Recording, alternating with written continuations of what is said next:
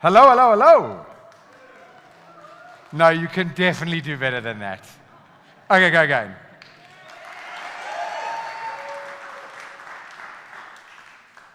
Hello, ladies and gentlemen, and welcome to this experiment. This is exactly what it is. Tonight's all about talking around the concept of cryptocurrencies. I want to just give you a little heads up before we officially get into it. I want to just tell you a little bit about something that we're trialing and attempting. Obviously, I gave you a little bit of a preamble about the events and what we do with small businesses and what have you. But I just want to share the heart and soul of this, is that we've always tried to keep these events free. We've always tried to find these little ways where we can add value and change the experience and what have you, because I've never wanted people to say they can't come to an event because they couldn't afford it. That's the God's honest truth. So, what we decided to do is do it the other way around and simply say to people, the events will always be free, but if you got value, we want you to think of the event like a tip. Like when you go to a restaurant and you tip the waiter. That's it. Now, this is not one of those church pew meetings where I pass around the bag and you all put in cash. You were invited here as free, and if that's your choice, free it is. There's no pressure. But if you feel like it, you can tip 10 Rand, you can tip 100, hell, you can tip 500 grand. I mean, I ain't complaining. And the way you would want to do it, I'm just giving you a little thing, is you actually open up your camera app and you scan that QR code. That brings up a little Yoko website, you can fill it in and done. That's it. So that's the way we're starting to do it. A lot of the money that's raised goes toward these incredible setups, the rig and all of these things. That's my story. Happy with that? Cool. So, one of the main reasons why I had been thinking about putting this talk together, besides the fact that I've gotten into crypto in quite a big way, is that I've noticed that there's an enormous amount of content that's available for when you're at an intermediate or advanced level. If you go to YouTube right now and you search for crypto in any form, you are going to get an enormous amount of content. So we're not short. I think the problem lies, when I get talking to a lot of my friends, is that the on-ramp into crypto is very difficult to understand. You with me? So, one of the things that I think I'm really good at as a speaker is taking these complex frames of thought and synthesizing it into something a little bit more palatable. But to be clear, I'm not saying to you that I'm like level 9,000 crypto expert.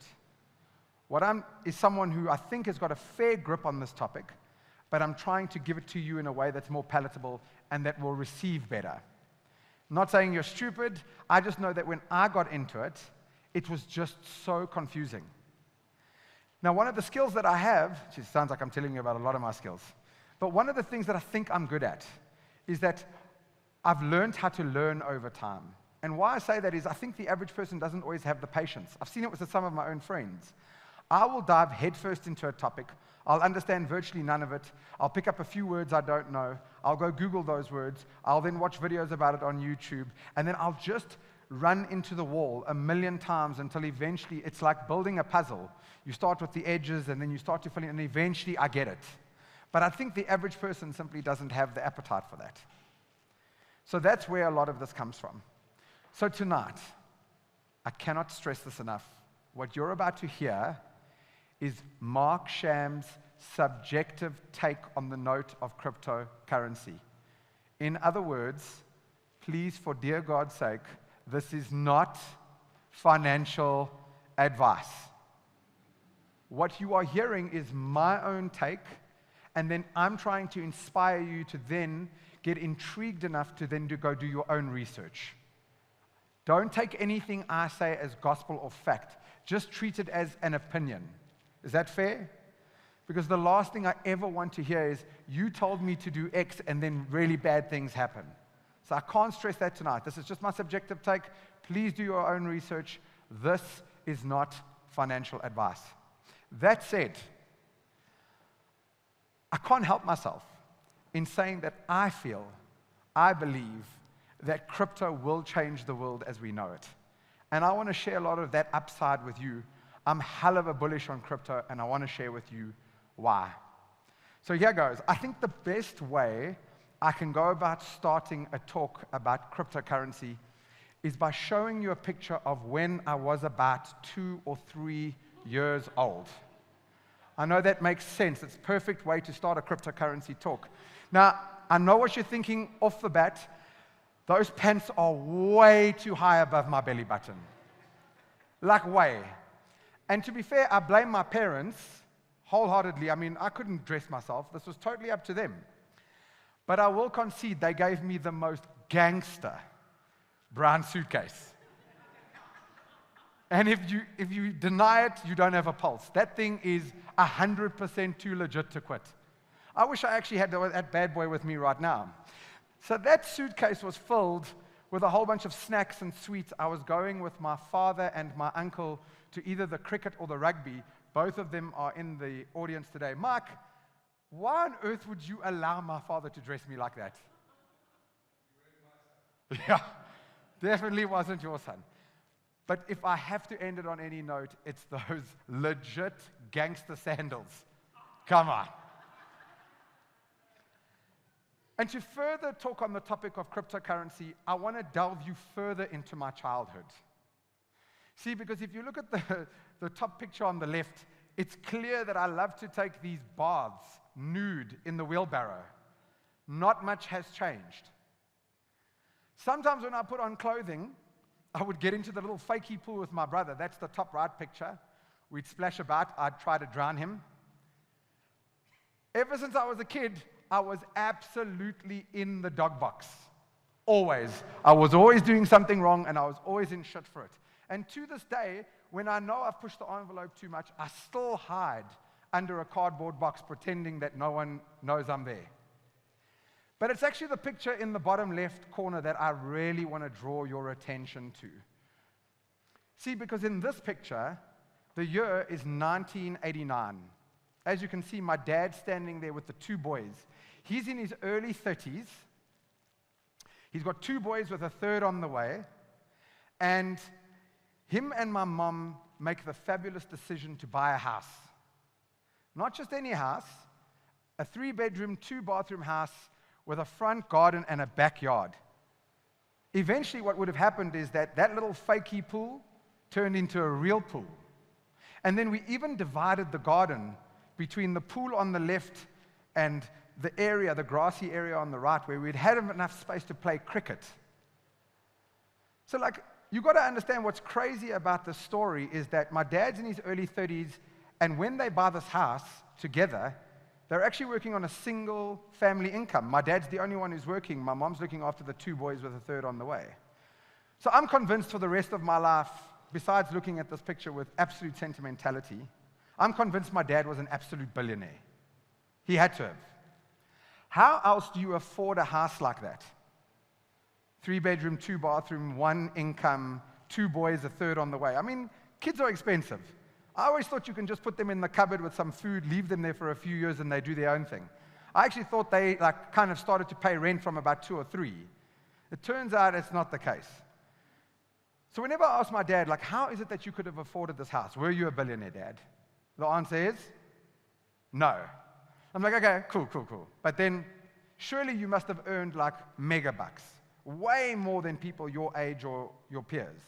And again, the answer that I tend to get is typically no. In my peer group, in my age group, obviously things were a little bit different back then. On average, if you were white, that's what you earned. And he was able to buy a house with that. See, this has always thrown me off because I'm 37 years old. I've owned property before, but it cost me way more for way less. And now I'm 37 years old and I'm renting, out of choice, but I'm renting. But my girlfriend and I are actually moving into a place together in the next month. I think that's pretty cool, huh? You did good, sister. You made the right choice. But here's the thing, that house is taking both of us with 2 salaries to rent it. I mean, it's a nice place, but I don't think one of us would have been able to afford it without the other. And we don't do badly. And if we try to buy that house, my goodness, I don't think we would be able to afford it right now. And so I've always wondered about this shift, because whenever I hear people who are older than me speak about the before time, They seem to be so sentimental about the money. It's always like, yeah, but back in the day, the money went so much further. And I always blame it on, yeah, it's because you're old and you only remember the good out of the old times. Like, we're quite nostalgic like that. But in the last 18 months or so, I've actually been doing a deep dive into this concept of purchasing power and of things just becoming quite a bit more expensive. And actually, when you look at the data, it's actually true. People who are older than me aren't fibbing when they say that the money went further. And I'd like to show you a little bit about that. See, the crazy thing is, when I was a kid, I was obsessed with American culture. And I always heard that concept of the American dream, right? You could make it in this land with a bit of hard work, chicken piece and love elbow grease. Like, you could make it there. But when I look at the data again, it seems to reflect to me that, in a sense, that American dream, the way we knew it from the 50s to the 90s, that American dream is dead. And I don't want to just say that to you sentimentally. I actually want to show you by the data what I'm talking about. So I've been doing this deep dive on the note of money, the financial system at large, right, government policies, and I've really started to learn quite a bit. And about 8 months ago, I was reading this article about school teachers.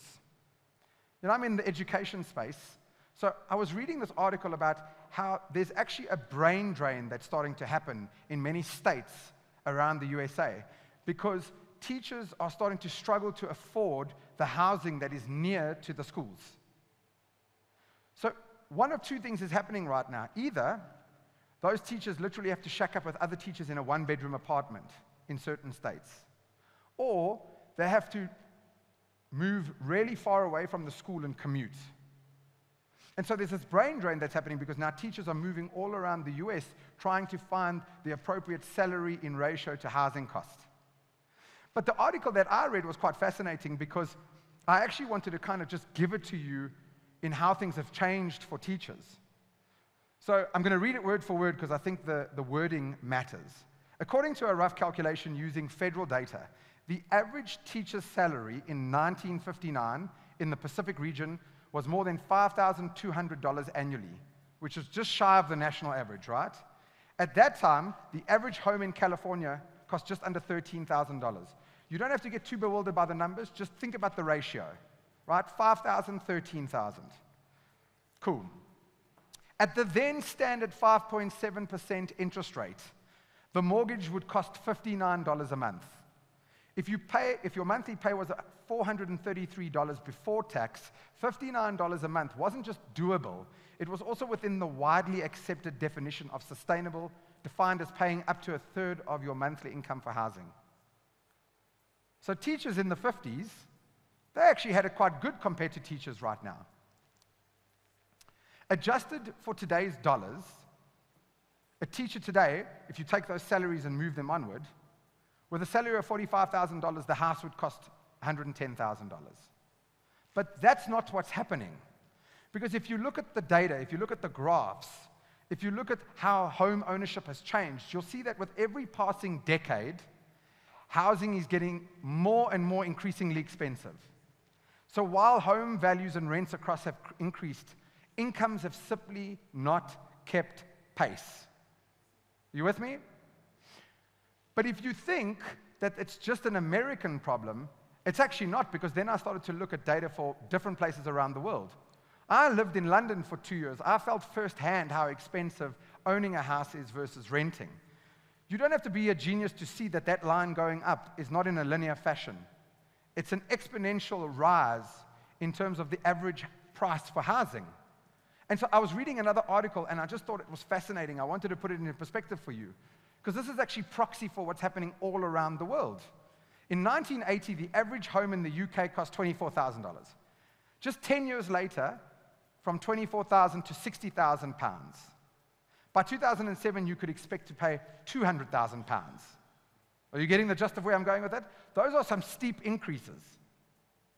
So the question is, while properties are more expensive than ever, UK earnings are also higher than decades ago. But have they grown proportionally? Well, in 1997, the average prospective homeowner could expect to pay 3.6 times their earnings to purchase a home. In 2017, the average person needed to pay around 7.6 times their earnings, more than double.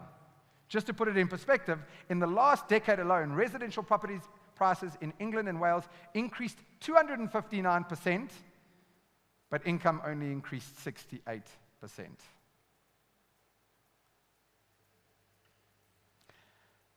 So when I hear people talk about, but the money just went further, it's actually true. But to be fair to this point, data is a funny thing. You can make data look any way you almost want it to. I have done a lot of reading up about the housing prices, etc. There's a lot of factors that go into it, supply and demand, certain areas, etc. So I don't want to pin it all on that. But I think there's another way to look at it. So let's look at the dollar, right? Because the US is meant to be the most developed nation on earth, so they say. That shitty marketing line is running out. The US is a mess. And it's actually sad for me to say because, again, as a kid, all I ever dreamed of was living in America. You couldn't actually pay me to go to the States right now.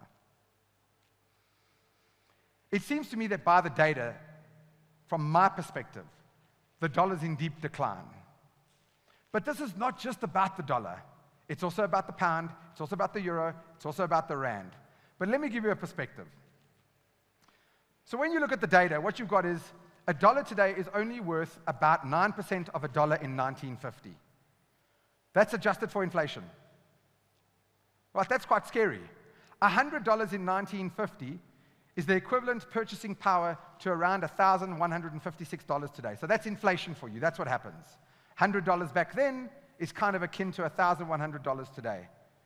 That's what's happened over the last 72 years. The dollar had an average inflation rate, this is by the numbers given by the Federal Reserve. The dollar had an average inflation rate of about 3.46% per year between 1950 and today. That means today's prices are about 11.57 times higher than prices since 1950. Effectively, what you have here, a dollar today only buys you about 8% of what it would buy you back then. So I think the world over has got a problem. What's happening is that inflation is indeed rising, but it's actually rising at an unprecedented pace around the world, which I'm going to get into.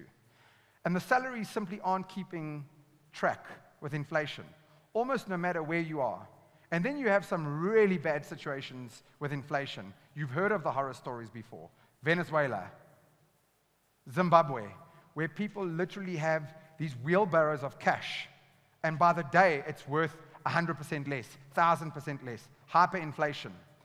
A lot of countries always say, that will never happen to us. Well, I don't know so much. So I want to go a step further, because I want to set a scene for you. I want to get your brains racing a little. I hope that that's what's happening so far. It's not your figment of your imagination. I want to talk about the concept of what is money. And this really comes from my own perspective on the deep dive that I've done around money. And here's the thing. I wish as a kid this was taught to me. I wish this was taught in schools, but it's not. We're just almost, it's actually like we are fish in water, but we're so used to the water that we don't even know that it exists in the first place. We just take certain things for absolute granted. So this is actually a vital question, more vital than you would think, the question of what is money? Here's how I understand it. So the Austrian School of Economics has a beautiful definition. And of course, you can define these things a million different ways. But I really enjoyed this definition. There are multiple definitions, but this one was great. The School of Austrian Economics simply defines money as a universal medium of exchange. Fair enough to say? So, if you look at the history of mankind, we just take it for granted today that we use paper and we've got this magical thing called a credit card and internet banking. But that's actually not how the vast majority of time on earth worked for human beings. So if you look at over the millennia, human beings have used some fascinating things as a universal medium of exchange. Things like shells, nails, cotton, stone wools, copper, silver, gold. All of these things were used at a different point in time in different cultures for money as a universal medium of exchange. But one thing started to happen over time where as society started to develop, The precious metals mentioned at the end, copper, silver, gold, they eventually became the preferred mechanism, being a universal medium of exchange. In the last 5,000 years, what you've had happen is that gold pretty much won out. It became the main preferable store of value, medium of exchange.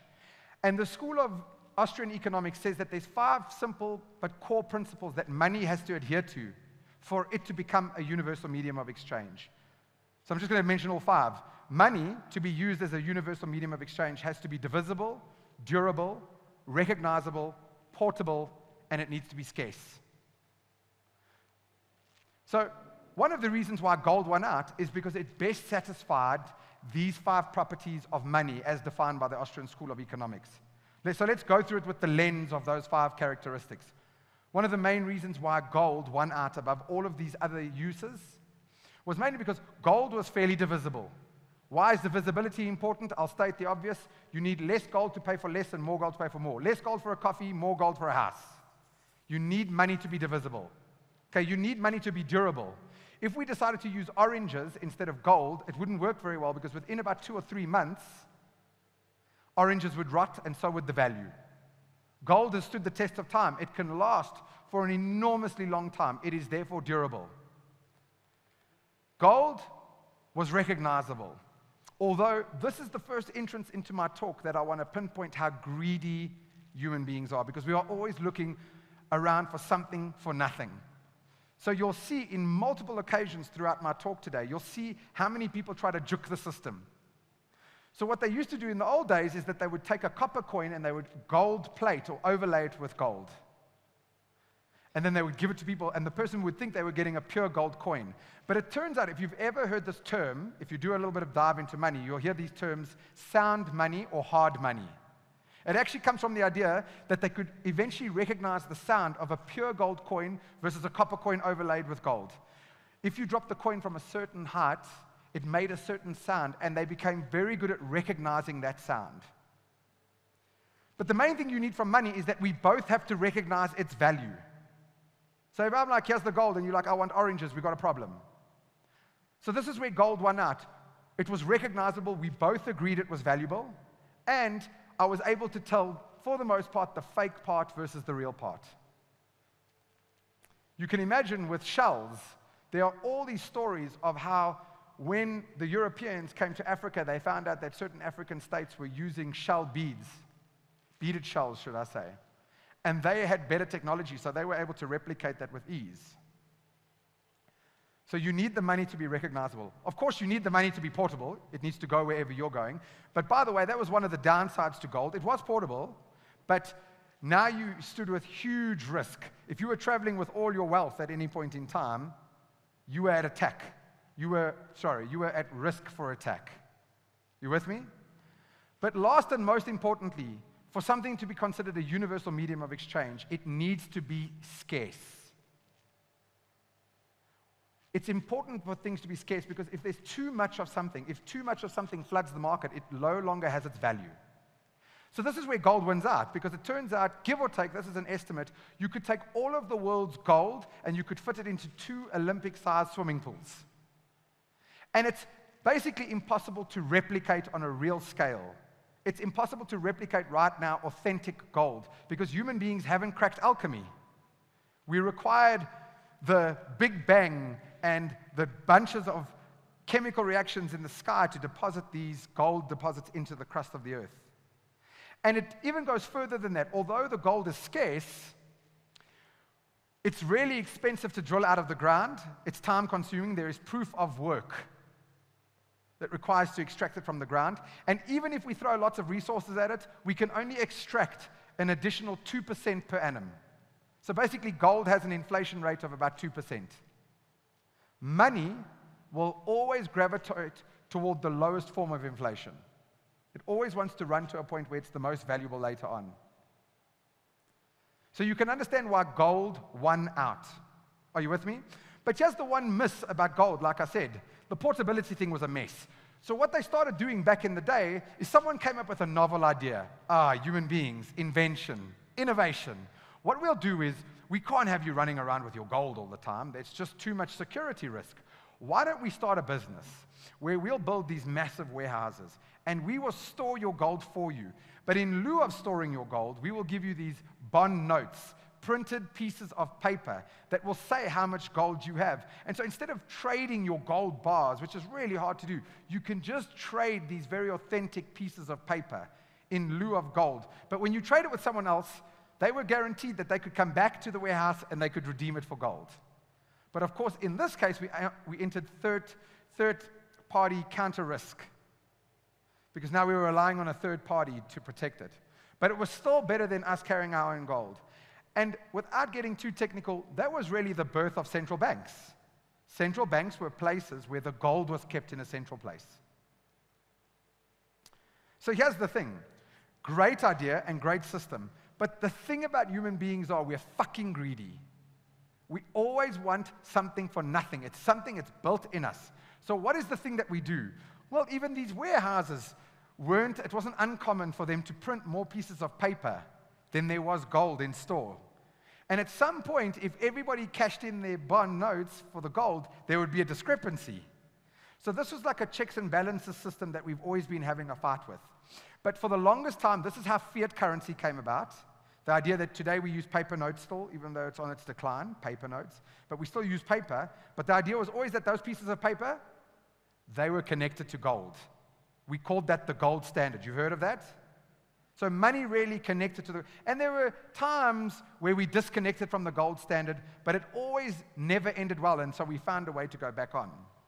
Ironically, some of the times that we disconnected of the gold standard was wartime, because what these governments knew is that they couldn't afford to use all the gold store to fund the war. So they would disconnect the currency from the gold standard for a bit, print as much money as they like, really cheating the system, and then later they'd be forced to go back on. But some interesting things happened, right? There are 3 occasions where interesting things happened. In 1944, the war was finally done.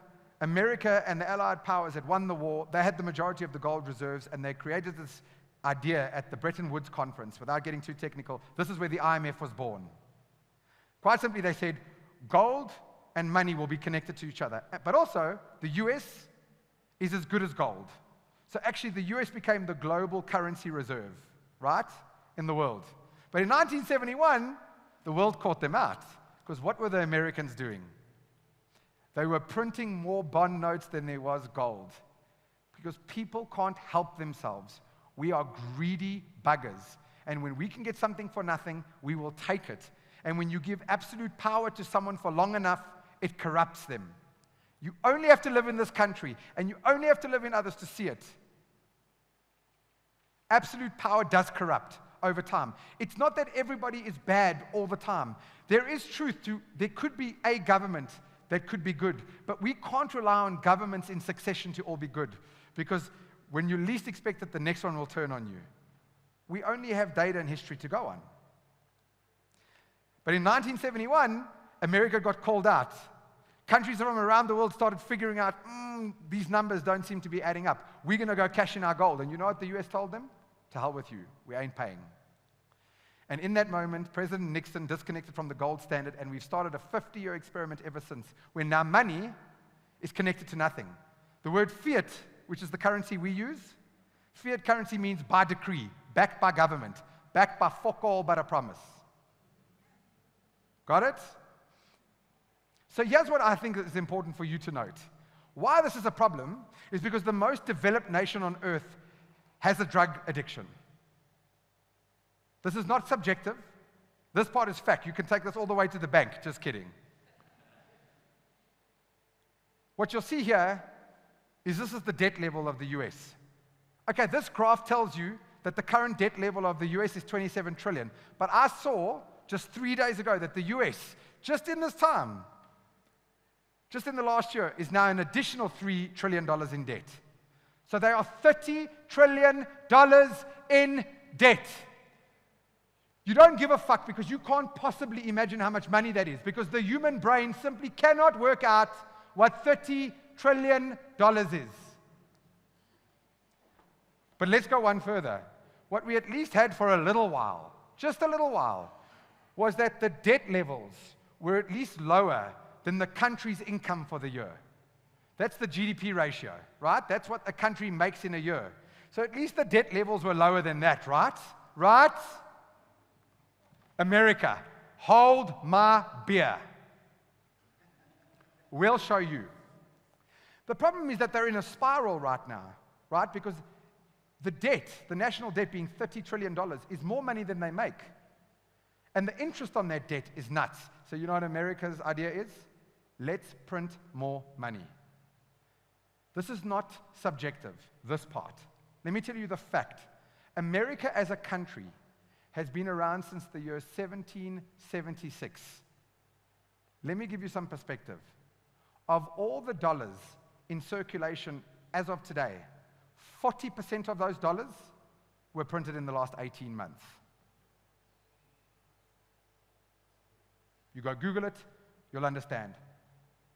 This is not subjective. This is numbers corroborated by the Federal Reserve.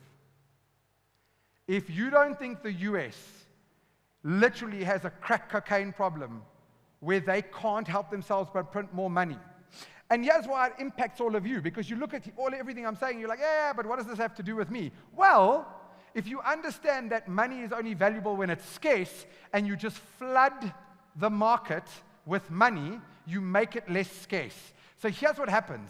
A year ago, the US says, we need to do this because of COVID, so they just print. Okay? Devalue the currency. We know automatically that as a result of flooding the market, you're going to have what's called inflation. It's that pesky little thing where the numbers of everything, the price of everything just goes up. The US said there would be no inflationary worries. They were used to like 2-3% max. They said, no, we'll just flood the market, but there'll be no problem. Then there was inflation. Then the US said, just kidding, because, of course, there's nothing more permanent than a temporary government solution. The US then says, no, just kidding. Okay, there is inflation. So they change their tune. The markets react badly. They say, there is inflation, but it's transitory. It's just here for a little while, then it's gone. Then in November, they call a press conference. They're like, oh, sorry. Actually, the inflation is now 7%. It's here to stay, but we're shocked. Like Cyril. Cyril's always shocked. The US. How could this happen? How could we have inflation? Let's think. Why does that impact people like you and I? Well, two major reasons. The US is not the only country doing this. All countries around the world took their money off the gold standard. They are absolutely addicted to printing more money, and they are absolutely beholden to no one. So if you think I'm jabbering off, let me put it in perspective to you. When you were born, did you get to pick which currency you denominate in? It's not like you don't get to pick your name. You don't really go, oh, I don't like the rand so much. It's just forced on you, right? You got to have a choice. Okay, at any point in time, have you ever managed to be able to vote for what the central bank does or how much money it prints? It's just done. But they don't actually have to feel the consequence of their actions. You and I do. And so systematically, inflation just keeps rising throughout the years, and it's like the frog boiling in the water. We're just like, yo, it's getting expensive, eh? But you know what? At least our incomes are going up. Bullshit. It's absolute bullshit. They're not. Not in ratio. So in the US, you have an inflation rate right now of 7%. This is what we call a normal day in South Africa. But in the US, this is like mad. But it's actually not true because of the way they measure inflation. And so my point is, some of those goods are actually 50% more expensive, 100% more expensive right now. They've got a catastrophic shitstorm on their hands. And they're pretending like it's not there, but the everyday American is feeling it. And their answer is, just print more money. And now they're like, oh, we must increase interest rates. So they're playing this game with citizens, which we don't get to opt out of. So I want to just show you how bad the greed gets. Because you've all heard of the 2008 financial crisis. But I found these guys, they're quite funny on how they explain it. It's literally a 5-minute video, but here's my point. Even if they get a little bit technical, because they're quite funny also, I just want you to observe the greed and the absolute lack of give a fuck for the average person. You with me? It's the early 2000s, and investors are looking for new, safe sources of return. Stocks and bonds are still pretty popular, but the tech bubble at the turn of the century showed them that getting your money back from bankrupt firms can be a bit difficult. But what about mortgages? That's right, mortgages, the loan you take out when you want to buy a home. After all, for mortgage lenders, these loans are a lot like bonds with bonuses. You receive regular interest payments, and if the borrower defaults, you get possession of their house, which is a handy fallback because with real estate prices on the rise, recovering your losses is no problem. But investors don't want to buy the individual mortgages of Kate, Sue, and Bill down the road. No, my friend, that's where investment banks come in. These institutions, with their large capital and industry expertise, decide to buy up mountains of mortgages from lenders, pool them together, and then sell shares of the pool to investors as mortgage-backed securities, meaning that home buyers now pay investors their mortgage payments. Ain't that nifty? Investors sure think so, and soon enough people are flocking to investment banks to buy up their securities. And it's not just banks doing this. The government, in an attempt to boost mortgage lending, is using the Fannie Mae and Freddie Mac, two sponsored corporations, to do the same thing. Soon enough, lenders are facing a seemingly endless demand for their mortgages, which they're more than happy to part with. Because every time they sell the rights to their interest payments, they get their money back, which they can loan out again. So mortgage lending and home buying kick into hyperdrive, and investors are getting pretty rich in the process. But other companies, seeing the gravy train running full speed in the investment space, are feeling left out. And insurers, wanting to cash in too, begin to sell credit default swaps, derivatives that pay out if a mortgage borrower defaults. It looks like a foolproof way of making money. In fact, why stop at just one policy per property when there are speculators interested in buying them too? Sure, selling 10 policies on the same mortgage may seem excessive and dangerous, but so long as we don't experience a collapse in the real estate market, it's free money. Soon enough, the amount of credit insured jumps from $900 billion to over $62 trillion. And while we probably don't have enough money to cover that, so long as things keep trucking along, insurers are making bank. And all is right in the world, with rising housing supporting this great supply chain that we've created.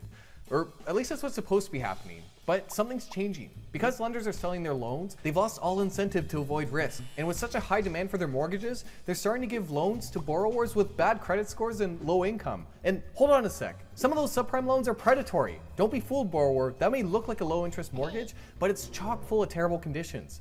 But the subprime borrowers don't seem to notice the fine print. And soon enough, everyone is buying a home, despite some having no possible way of paying off their mortgage. And investment banks are still gobbling up whatever the lenders are throwing at them, meaning that these ticking time bombs are making their way into the MBSs owned by investors. But that's not all. Investment banks are selling collateralized debt obligations similar to the MBS but riskier, and claiming that they're virtually risk-free, even as they fill up with these toxic assets. But that's not all again. Despite there only being so many mortgages to invest in, people are using complex derivative investments like synthetic CDOs to bet even more on whether people will make the mortgage payments, which in case you haven't noticed, is becoming less likely.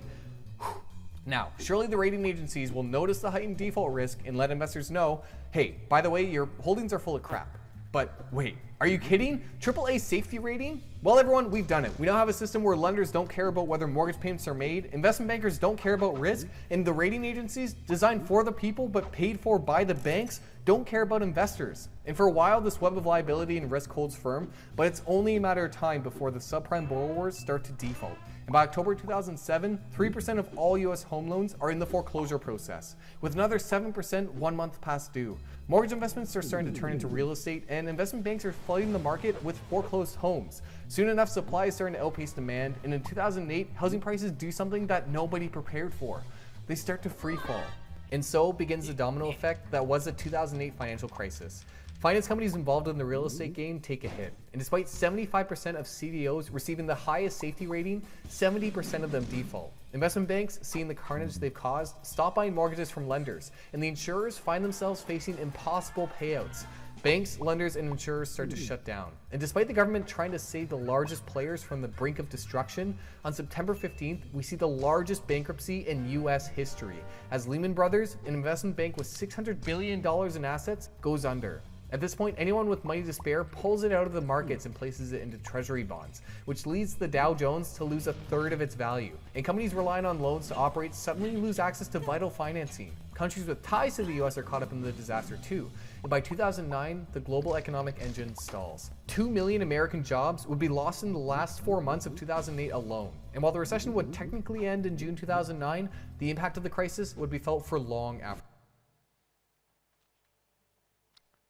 The point of the video, apologies for the sound, is just to show you how deep the greed can go. This chain reaction of things. And we tend to look at this and go, but this will never happen to us. especially in the most developed nation on earth. Yeah, people won't get that greedy.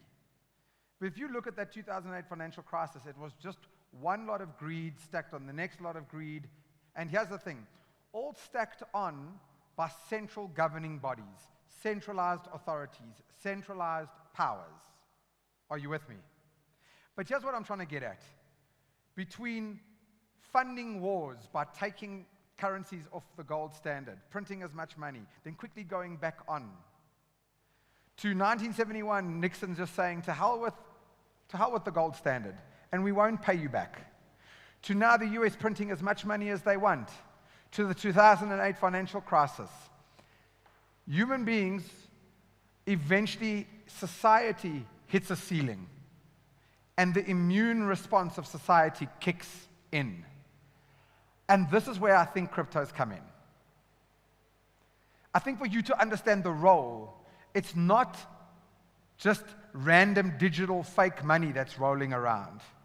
It's that somewhere along the line, humanity's immune system kicked in and said, we have no choice to participate in this, but what happens if we did it the other way around? So in 2008, this unknown anonymous person or persons, Satoshi Nakamoto, creates the white paper for Bitcoin, a peer-to-peer digital transaction currency. And he details in this white paper how it could work. And one of the incredible things that he does is he manages to use available tech to solve the double spend problem, which is effectively, we saw it with MP3s, right? If I have a copy of the MP3 and then I send you one, now we both got copies. That's great for MP3s and movies, not so good for money. You need to figure out a way that if I give you the money, I can't also give it to you. It's got its own big enough problem called the double spend problem. And so what happens is, as a direct result of the 2008 financial crisis, this anonymous human being or human beings created Bitcoin.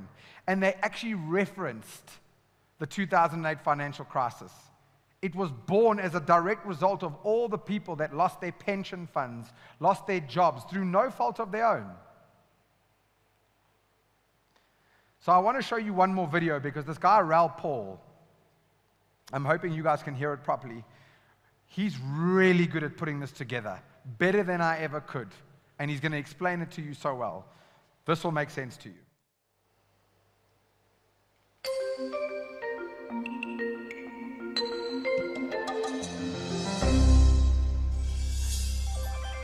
The world has a history of money, whether it's backed by gold or not, where government gets themselves excessively into debt and they devalue the money. So the Romans used to clip the edge off the coins so there was less gold in each coin. And eventually people would lose faith in the coins because they would blend them with silver and then blend them with copper. And, the coins were worthless because that was supposed to be worth the value of the denarii in Roman times. But governments can't help themselves. Humans, we're just humans, right? Humans are fundamentally flawed creatures and we always will be. So then we have the gold standards. The US and the UK are on gold standards. World War I, World War II, we all have to leave it because we've got too much in debt again. We've overly financialized yet again because humans love leverage above all things. It's kind of sex and leverage are the two things that drive humans for some reason. Then we adopt a new system, which has been around before, but it keeps getting abandoned, called fiat money. Fiat money is money not backed by anything. It's backed by the promise of the central bank paying it. So that's the dollar bill that we all are familiar with, and every country in the world now adopted fiat currency. But as with everything, if you're really thirsty and I gave you a bottle of water or sold it to you, you'd probably pay me 10 times too much for that bottle of water. If I give you 1 million bottles of water, they're worth precisely 0 to you. So scarcity has value. That's art, that's cars, that's almost anything. Humans value scarcity for whatever reason we do. And so if you're printing too much money, you're creating less scarcity. So yes, there's money everywhere, but the money has less value. So once you understand that, you say, well, what does it mean? The dollar hasn't collapsed. It's kind of where it was versus the euro in the last 5 years or whatever it is.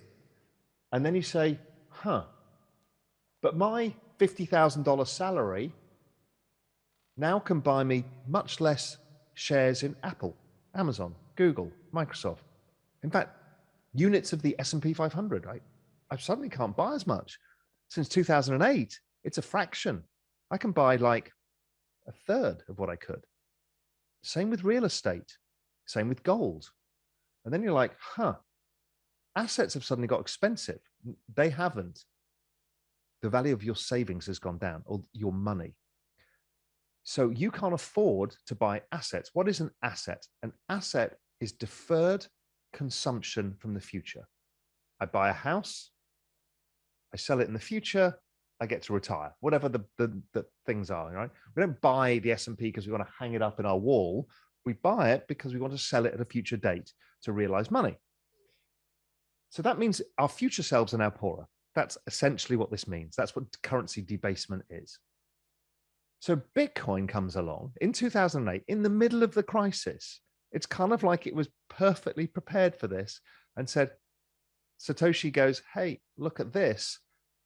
I can create an algorithm that only creates so much of this thing, the Bitcoin, and it can never vary, ever. So therefore, this is scarcity that humans can't fuck around with. Now, humans have this propensity to fuck around with scarcity because they're economically incentivized to do so. Here they can't. So then they become economically incentivized to own this asset because it's scarce and it cannot be changed because it has this consistent supply curve and a limited number. So Bitcoin becomes this great store of value. And it would look like gold because gold's a good store of value. It's worked for thousands of years. But Bitcoin has this other thing to it. It's a network, which gold isn't, and it's technology, which gold isn't. So we have use cases and the benefits of building a network. So suddenly it goes up exponentially in price.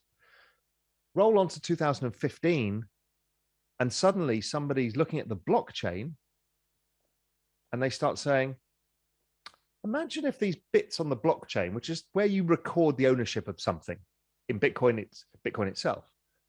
What happens if we could put a contract in there? Because humans live off contracts. You know, everything is basically a contract in our legal terms. And that was the rise of Ethereum. It became a platform where you could programmably change the blockchain, not the attributes of the blockchain. You couldn't remove anything off that ledger, but you could change the little holding buckets and say, well, it can look like this, it can look like that, it can adopt to this. And those things were verifiable as well, so they couldn't change. So this created Ethereum, which became the platform. So if you think of Bitcoin as this store of value, this very pristine, beautiful thing, then you think of Ethereum as also a very beautiful thing, but it's a much broader application because it's like programmable money. So this is this movement. There's two things. There's the democratization of information, and then there's crypto. So crypto, as it starts building out as an ecosystem, you start to realize that, okay, this is now the fastest adoption of any technology in all recorded human history. The internet from 1990 to 2000 grew at 63% a year. That was the fastest adoption of any technology in all recorded history. Prior to that, mobile phones was the other one. But what happens is the internet technology and the mobile phone technology allows for these networks to be built. And once that network's in place, it's faster to build the next network. So in India, for example, they've just basically given out free data to every mobile phone in India. So guess what? Data usage is the highest in the world. And so their internet scaling becomes faster. So the internet was huge, as we all know, and it remains huge. So at 63% a year, it then flattened out over time as more and more people got adopted. So at 1997, it was growing at 63% a year, and there was 140 million users of the internet. In 2021, there are 140 million crypto users, and it's growing at 113% a year. Jesus. Double the speed. Now, this is where humans struggle. Linear numbers and exponential numbers. Because it's exponential, it means that growing at 113% a year, we're going to go from 140 million people to 1 billion people by 2024. So if you know that something is being adopted at this speed and it's a network of money at its core, and you can buy an infinitesimal fraction of it, so everybody can buy 10% of their net worth, then everybody who takes this opportunity will probably have the biggest opportunity in history. You start with understanding money, which most of us don't think about. Then you kind of understand how we're getting screwed by central bank printing and the debt-laden economy and what it means.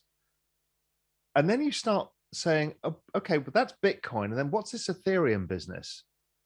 And then you start realizing decentralized finance. And you're like, it's kind of a finance thing, but that's kind of cool because I can get yields now. I can get, instead of getting zero on my bank account for my hard savings, I can now get 6% a year. Wow, that's a difference. It's like going back 25 years in time. And then suddenly NFTs come and community tokens, and suddenly your mind is completely blown that this is not just money. It's the entire exchange, transfer, and storage of value for the internet. Whole business models are about to change massively because of what this technology unlocks. And then once you get your head around that, you're like, oh God, I can't even hold this in my mind any longer. It's so big. And that it's not just buy some Bitcoin, I'm going to make some money over time. It's actually an entirely parallel financial system and business structure for the world. And it's being adopted faster than anything we can ever imagine. It has grown as an asset. It's gone up. I think it's 2 million% since inception. No other asset in all recorded history has ever done this. And we haven't even started. I still think there's probably another 100x from here. Not even the baby boomers got given that. The S&P didn't go up 100x since 1980. So this is the magnitude of what's there. So I'm screaming from the rooftop saying, you might be cynical. You might think you don't understand it. You might think you can't afford to play in this, but you have to listen because this is the opportunity. You can't come back to me in 10 years' time and say, well, we missed all of that. All the rich people got richer. No, you, I, everybody else is saying, now is your time. Don't be irresponsible, dollar cost average, do all the right things, but here is your opportunity. This is the biggest opportunity I've ever seen, and I'm going to take advantage of it, and so should everybody else. This is not rich or poor. This is an every person opportunity, and we've never had this before, ever. So here's the thing. I think that video actually does quite a good job. He's great. Raoul Pal, if you ever want to go do some cool research, you'll follow some really interesting chats that he has with different people. So I wanted to set the scene, and now I want to explain to you why I'm excited about this thing, and why I think you could get excited about it too. Here's my subjective take. First, I think what human beings do is this really weird thing that when a new technology comes around, we bury our heads in the sand. We don't want to always face the awkward and uncomfortable process of getting rid of the old and thinking about the new. We're used to this money. We're used to this system. Now it's new and it's complicated and you're using words that I don't understand. What is the blockchain? It is a decentralized ledger. And I just see people like, that's it. And you hear all these words and people just switch off because of the language. And then they see this volatile nature of crypto. We're experiencing it right now. Again, if you have any crypto, you'll see the price is doing like this. But I think people give volatile a bad impression. There's also the upside of that. Volatile is also good when it goes the other way. But that's what something when it's new. And what you still have is a group of people around the world simply shitting all over crypto, either because they don't understand it or because they're trying to protect those centralized powers. Why would you not? Why would you not hold on to this basic legalized theft in the form of inflation? Your ability to just print ad nauseum with no consequence. Why would you let go of that? So there is a volatile nature. But here's my point. Crypto is at this place again where the internet was in 1995. Now, I've been having a good laugh about this because if you go and Google articles written about the internet in 1995, you'll see a slew of these. And I feel sorry for this poor soul, Clifford Stoll. He basically wrote this article shitting all over the internet saying how it was simply going to ever be a fad. It was never going to take off.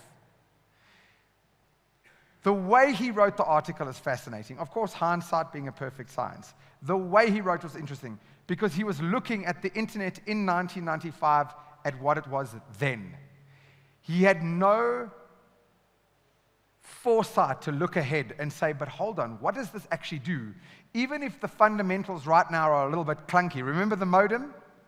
My dad introduced me to the internet in 1996. I had to memorize the string code on how to tell the modem to dial up. And the way he suckered me in, it was genius. He was like, hey, there's this thing called the internet. I was like, whatever. He's like, you can go and find out all about WWF wrestling. I was like, I'm in. Hand me the string code. And I was hooked. But the internet was slow. It was crappy. Its use cases were minimal. So if you judge the internet based on where it was then, of course the internet, bah. But is it fair to say that the internet has literally changed every single facet of our lives? Well, I think it's 1995 again, and now there's this thing called crypto. But as Raoul Pal says, the one thing is that the internet didn't have the internet to power itself. Crypto has the internet. And what the internet provided was connection to the masses. You could now be from a little fishing village in Norway and connect with people in Italy or South Africa. We created an unparalleled and unprecedented connection in the world. And it changed our lives forever. Well, now you have crypto jumping on top of that. And because of the blockchain, it combines connection with trust. You don't have to know the person on the other side to trust them. And if you've ever heard people talk about partnerships, they'll say to you that when you have a really good partnership, 1 + 1 never really equals 2, it equals 3 or more. That's what I think is coming together here. So if you look at crypto right now for its volatility, for some of the problems that it still faces, the fact that it's the Wild West out there right now, of course you'll turn away. But if you can just cast your mind to some of the many problems that we have today and the fact that we've never been able to opt out of those up until now, and you think about where it will be, it's a different story. That's what's got me excited. Just the mere concept of centralization versus decentralization. It's one of those words that when you say decentralization, people get a little bit confused. But think about it in this way. In fact, this video will explain to you perfectly. 90 seconds, BBC. When you want to buy something normally, using your normal bank card, this is what happens. I give my card details to the shop asks the bank if I'm good for the money. The bank checks its records to see if I've got enough in my account. If I do, it lets the shop know. It updates its records to show the movement of money from my account to the shop's. Oh, and it takes a little cut for its trouble. Now, if you wanted to remove the bank from that system, who else would you trust to keep those records and not alter them or cheat in any way? Well, I wouldn't trust you. I wouldn't trust you. In fact, I wouldn't trust any single person. But I might trust everyone. The idea is you don't have a central record of transactions. Instead, you distribute many, many copies of this ledger around the world. Each owner of each copy records every transaction. So, to buy something using cryptocurrency, I give the shop my details. The shop asks all the bookkeepers if I'm good for the money. The bookkeepers all check their records to see if I have enough. If I do, they tell the shop, and then all update their records to show the movement of money. So there's no way that a forged transaction can make it in. If I try to alter a ledger, it won't match all of the other copies. And it gets rejected.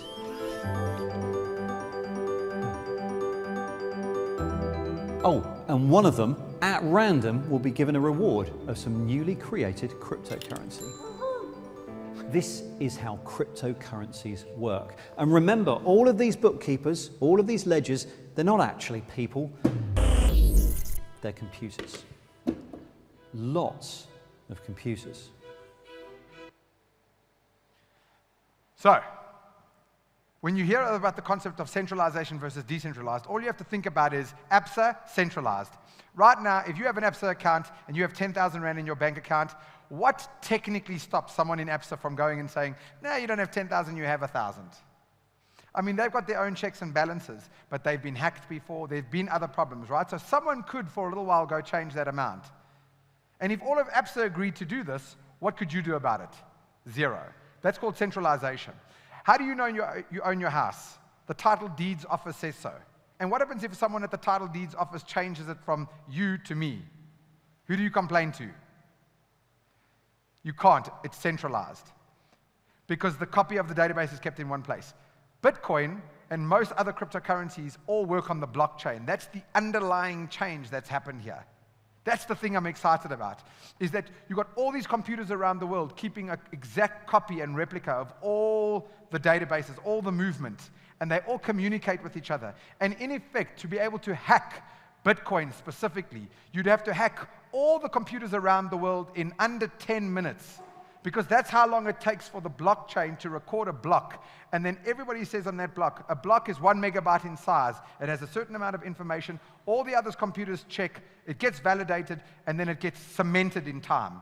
That information is secure, everybody's validated, now it can never be changed. So you'd literally have to hack 51% of all computers around the world on the blockchain within under 10 minutes. Secure. The way Satoshi Nakamoto wrote Bitcoin, as an example, is he said, there will only ever be 21 million of it, and this can never be changed. It's like he walked outside of his own house, he made the rules, and he locked the keys, and he threw it through the window, and now he can't get access himself. There are certain parts of the way Bitcoin is written, for example, that is immutable. It can never be changed, and one of those is the concept is that there will only ever be 21 million. So no human being can fuck around with that system.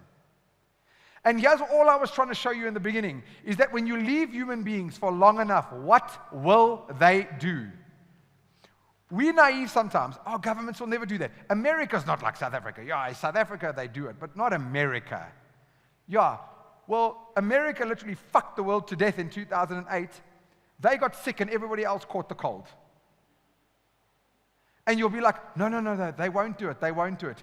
They always did it, and they always will. And when you do that deep dive into money, when you read about the history of money, when you read about the history of central banks, and you understand that it's just human nature, so you start to think, well, how could you fix that? And you're like, well, what happens if we put it into code, and it becomes immutable, unchangeable, and we put it into this beautiful network effect called the blockchain? Why the hell is gold worth what it's worth in the first place? Because we agreed to it. I find it amazing when people go, oh, but crypto is a Ponzi scheme. What the fuck is gold? We just agreed one day. Yes, if you look back at it, it solidified these 5 characteristics of money. But Bitcoin is the ultimate store of value when you cover it there. So is it divisible? Well, you don't have to buy one Bitcoin. Bitcoin can get divided 1 million times, or it's 10 million times, into a single unit called a Satoshi. So if you have 10 Rand right now, you could go buy 10 Rand's worth of Bitcoin. You don't have to own the whole one. So is it divisible? Hell yes. Is it durable? Well, as long as we don't nuke the entire network of computers around the world, which is possible with nuclear, but then we've got bigger problems than money. Okay? So is it durable? Absolutely. Is it recognizable? Well, the blockchain solves that entirely. Is it portable? It's as portable as your phone is. And is it scarce? Fuck yes. When you start to get your head around that, and you start to look at why it is so exciting. So, I am excited about Bitcoin, but there are so many other cryptocurrencies that exist. I'm excited for those reasons. I don't care about the price right now. My good friend Run, he said something that really stuck with me. He said, most people come to crypto for the money. They come there going, I'm going to buy it 1, I'm going to sell it 10, I'll be bazillionaire. Then most people are tourists in crypto.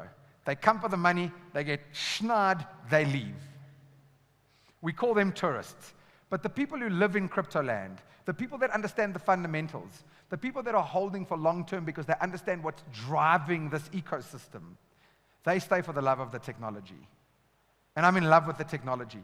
So I like Bitcoin. I think it's incredible. But I tell you what I really like is the idea of blockchain money combined with smart contracts. Smart contracts is just simply the idea that if we took a bet, myself and Nicola, and we said, we believe that tomorrow a certain temperature will be at 12 o'clock. That's the temperature that it'll be. And we differ. I say it is 23 degrees and below. She says it's 25 degrees and above. We could both take our money and give it to my brother, and he'll run off with the money. That's what human beings tend to do, a centralized authority. Let me hold the money for you. And he's like, while you guys are betting, cheers. Here's where the blockchain works. It's beautiful. We both upload our currency into a smart contract. It's written in code. That contract holds our money. And it says, okay, what's the deal? It's a pre-decided contract. That's why it's called a smart contract. It says, okay, we'll hold your money for you, a Bitcoin each. It's an expensive bet, Nicola. We'll hold your Bitcoin each. We'll write the rules of this bet. And we're going to pick a thing called an oracle in this case. What is the authority that you are relying on that you both agree is the right temperature caller? And we'll say, weather.com. We're happy with that. Cool. So in code, tomorrow morning or tomorrow at 12 o'clock, the smart contract references weather.com. It finds out what the temperature was. It automatically sees that Mark Sham was the winner, obviously, because you were wrong about it, and immediately deposits that money into my account. No human intermediaries. Do you see what I'm talking about? Now imagine what other ramifications we could have for smart contracts. And that's where this other world of cryptocurrencies are coming through. If you go look at a website like CoinGecko right now, it's just a list of all the cryptocurrencies that are around. You'll see thousands of them because they're all starting to use these smart contracts to solve some kind of problem. And so it's a mind fuck for us because we're used to thinking of money as one stream. But what you're starting to have is these several streams of money. Smart contracts are changing the game. Not they will, they are. Then you get things like NFTs. And people, they lose their minds a little bit about NFTs right now because you see this example of this artist called Beeple who sells a piece of art for $69 million. And you're like, what the hell are people spending all this money for? Don't worry about the early adopters. The internet was the Wild West back in the day. Right now, so are NFTs. But if you can get your head around how NFTs are going to change the game, all artists will use NFTs. Let me give you a perfect example. Let's say I am a singer. You go back to the 50s. How did you become famous? How did you become the Beatles? Well, you had to hope to God and pray that you were the right person at the right place at the right time, where that record label owner saw you. And you just have to hope that you are his taste.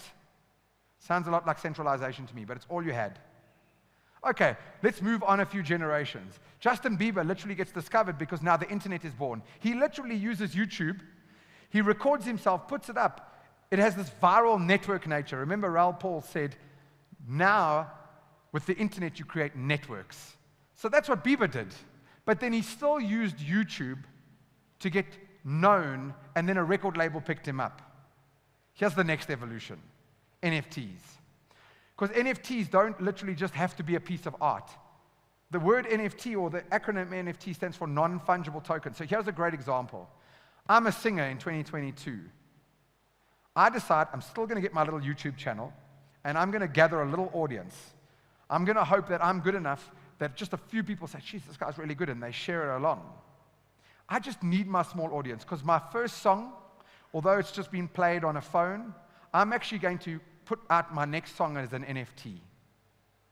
You're actually going to buy into my song. I'm going to tokenize my song. I'm going to say there are 1,000 NFTs available at $100 a pop. And if you believe in me, you're going to buy an NFT which represents the ownership of the song. I'm keeping 60% of the ownership of the song. You can have 40%. And if you believe in me, that's it. But here's the winner. We'll write into the smart contract that if I knock this out the park, you will share in the royalties for as long as that song is alive.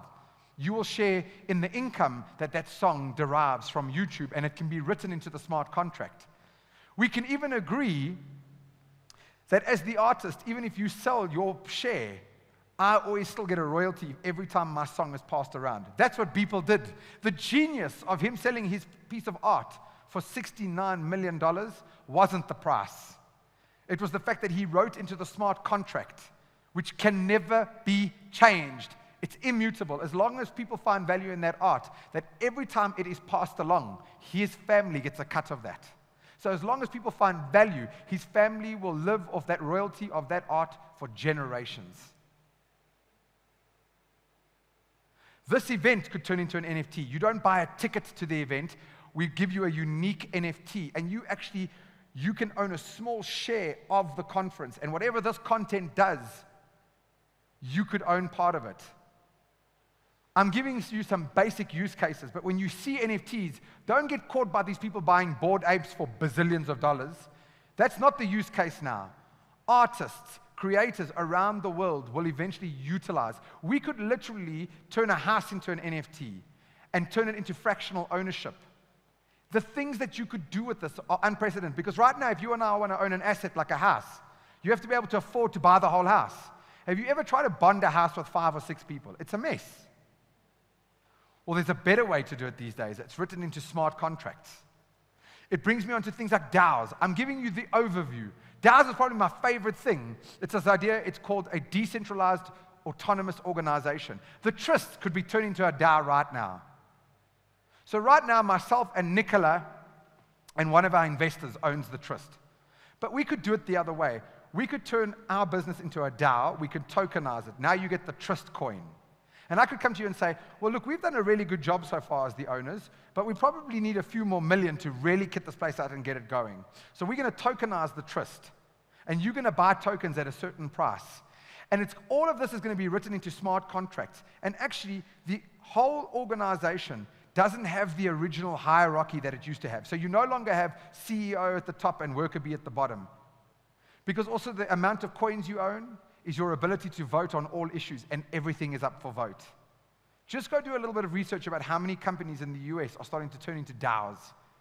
It's a fascinating concept. It gets you a little even further.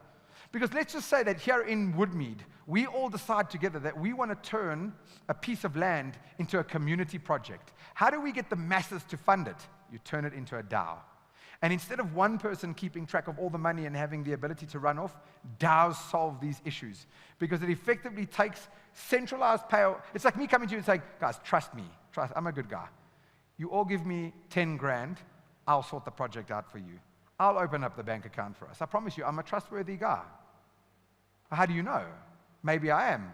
But how do you know? Well, what happens if we leave it away from one single entity and you set it up in code? That's a decentralized autonomous organization. And if you go do the research about how these are, and again, it's not perfect, it's clunky, but it has severe use case. In what other mechanism can you use to fairly and evenly pull capital from the system and know that when you put your 100 Rand, your 1,000 Rand, your 10 grand, it's actually going to do what it says it's going to do? One of my most exciting things about crypto, people think it's about buying a coin and holding it, is DeFi. It's just simply the concept of decentralized finance. In fact, sometimes right now, I feel like I'm cheating the system. But it's not. I put the work in to understand this. DeFi stands for decentralized finance.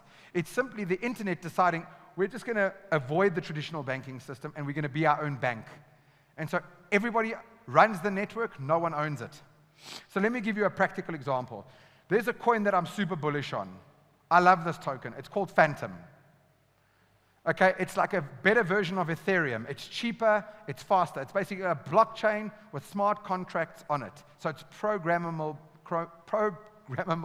money. Jeez, it's quite a word. So I love Phantom.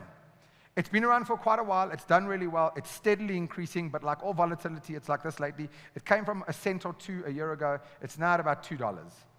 So if you got in early, you're winning. But it's not just about, oh, the coin was worth nothing and now it's worth plenty. It's the use cases.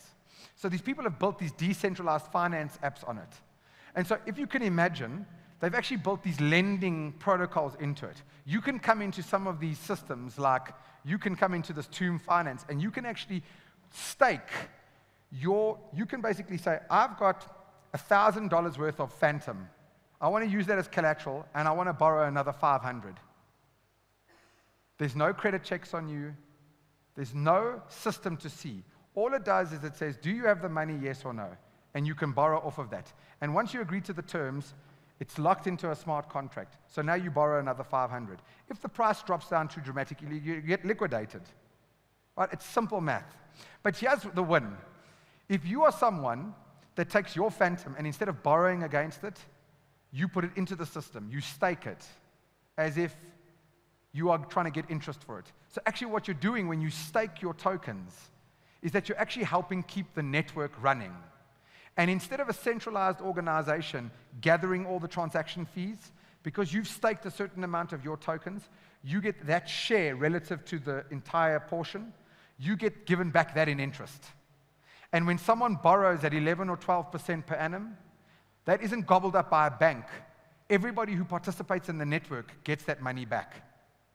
Do you get your head around the decentralized nature of it? What Absa does is Absa's a bank. It works on the concept of loans and payments, right? Loans and interest.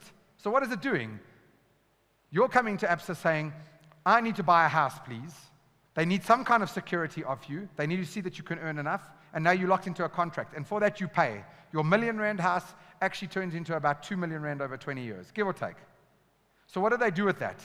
Well, you as the other end, you come and say, well, I've got a little bit of bucks. I want to put it into your money market account. They give you your cute 4 or 5%, but they're actually making the bulk of it. That's centralization. In this network, there is no Absa. There's all the people who stake their coins, they are Absa together. So anybody can participate in the network. There's no centralized place that is receiving the interest rates. So in other words, all these transactions on the network that are occurring take a few cents every time. Those transaction fees and the money derived from interest payments on loans all get spread by the network. What's frightening is, as we stand right now, some of the investments that I've made, I make between 20% on the lower end to about 100% on the other end. And people are always saying, well, what's the catch? The catch is that there's no centralized authority pulling the money. We're all getting the share of it. And then I listen to some people putting their money in at 2-3%. Do you understand that with inflation in South Africa running rampant right now, you just have to make 6 or 7% on your money today just to cover inflation? So try and understand that 6 or 7% in today's terms is zero. Only when you get to, say, 15 or 20% are you now starting to make a decent amount. This means that your grandparents could save their way to prosperity and you can't. The only way to wealth in this world today is that you have to own some kind of asset. But most assets are actually quite difficult to get into. Well, let's all get into property. Well, good luck with that, because actually property is quite expensive, and if you don't earn enough, you don't get. So the poor stay poor and the rich stay rich. You need some kind of lucky break.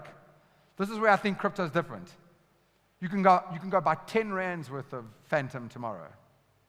And if you're shrewd and sharp enough and you're willing to learn the rules of how this Wild West plays out, you can go to a website like Tomb and you can literally stake your coin and you can get a return. I'm now starting to make between $40 and $50 a day on a relatively small amount. I don't want to get into the figures, but just go with me. It's a relatively small amount. I'm making $40 or $50 off not a high amount. So I'm almost starting to make this ridiculous salary of like 25 grand a month off my staking. It's not so fucking funny, is it? What are you getting in the bank? But most people don't want to take the time to go understand how does staking work. They don't want to go watch the videos. It's too uncomfortable. It's too awkward. It's too like, I don't want to worry about that. Sure, do it. Don't do it. I couldn't give a fuck. What I'm saying to you is I think this world is worth understanding. All of these things, it could sound like foreign language to you, but you've got to go put in the time. You've got to understand the notion of decentralization is powerful. What am I excited about? Stable coins. They basically created these coins algorithmically pegged to rands or dollars.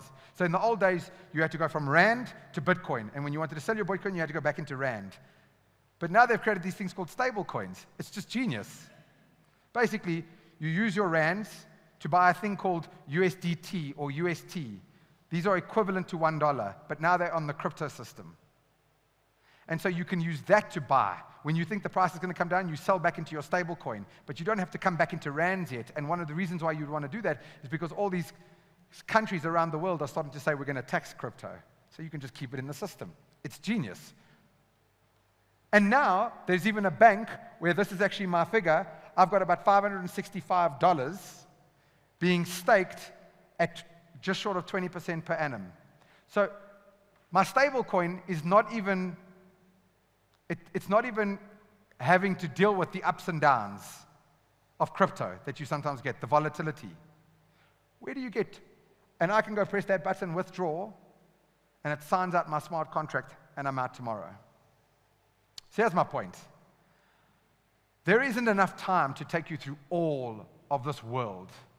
Here's what I'm getting at. If you can get your head around the concept of centralization versus decentralization, if you can get your head around the idea that, in effect, the high levels of inflation that are caused by the never-ending printing of money is pretty much legalized theft. If you can get your head around just the basic premise that purchasing power has gone to shit, and there is about sweet fuck all you can do about it, because you either denominate in rands or you go to jail. You pay your taxes or you go to jail. But society has kind of created this immune response and said, okay, we're going to play a little bit of a different game. And because governments don't even understand it, if I was government, I'd just ban this thing outright. But it's gone too far. If China bans it, America will benefit. All the money will move. In Portugal right now, there's zero tax because crypto is classed as an asset. Zero tax on it. Do you know how much money is flooding into Portugal? Maybe it'll change. But here's the point. Certain countries are starting to go, ooh, I'll adopt this. El Salvador, Bitcoin is now legal tender. In Arizona, they're pushing for Bitcoin to be legal tender. It's not a joke anymore. It's moving at a pace that you can't possibly imagine. But don't take it from my words. Go do your own research. Go see what I'm talking about. And lastly, I can't stress this enough. It is the Wild West. There are a million scams. You really do have to be careful. But I want to put the opposite end to you. I actually think it's where it needs to be. Because with the lack of regulation, you can have innovation move at a frightening pace. And the community is starting to kind of self-regulate itself. So yes, there are scams. Yes, you really want to do your homework. It's fraught with that. You're going to hear about it. Instead of saying that's a bad thing, understand this is a space for true innovation. This world is complex. I understand it. I didn't know how else to tack it for you. You've got mining and wallets and verification and ICOs and trust and addresses. And if you send your money to the wrong address, you can lose it forever. And it's complicated. It's complicated for now. But I promise you, this time is coming. At least I think it is. And so all I'm saying to the world is, maybe it doesn't work out the way we think. But what if it does? Do you understand? Somewhere on earth, there was the last person on earth who held onto their fax machine. Someone had to be the last person who sent the last fax instead of email. Do you want to be that person? Someone was like, I won't get a mobile phone, just leave me with my landline. Someone had to be the last person. You think it's ridiculous, but someone was. Someone was so fucking stubborn that they were like, not for me. This is too new. It's uncomfortable. I don't like it. You don't want to be that person. So maybe crypto works, or maybe it doesn't. But stop being so fucking stubborn and actually go in there and do the homework. You know what I find amazing about people? It sounds like I'm preaching. I am. Take it from whence it comes.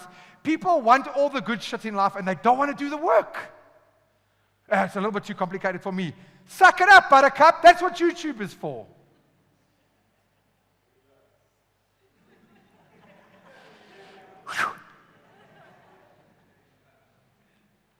I'm trying to get you past the human nature of it. I'm telling you, this decentralization model, it's something. I'm telling you.